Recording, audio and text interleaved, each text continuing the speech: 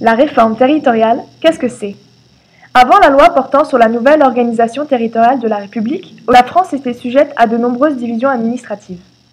En effet, la France comptait 36 664 communes issues des paroisses chrétiennes, des seigneuries et des communautés médiévales, soit 40% de toutes les communes de l'Union européenne.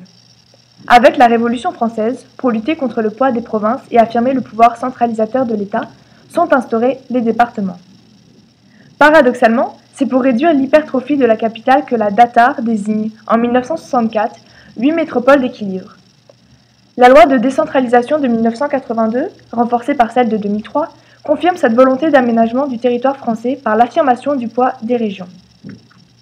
Enfin, cette multiplication des collectivités territoriales débouche sur un enchevêtrement des responsabilités, entre autres du fait de la clause de compétence générale accordée à chaque échelon.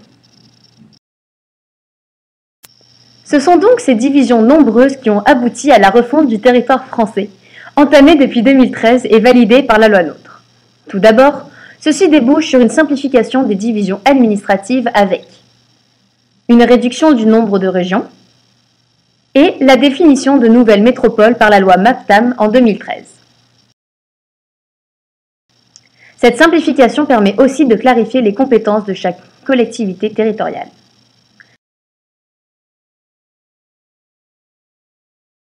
Et cette simplification permet enfin de renforcer le poids économique des régions pour réduire les inégalités et favoriser leur intégration au sein de l'organisation régionale européenne. Mais cette réforme amène aussi de nouveaux défis. Tout d'abord, au niveau de l'autonomie financière des régions qui restent dépendantes des reversements de l'État. Par ailleurs, ces nouvelles régions sont amenées à se forger une identité propre, ce qui ne se fait pas sans certaines tensions liées au choix du tracé des nouvelles régions ou au choix des capitales.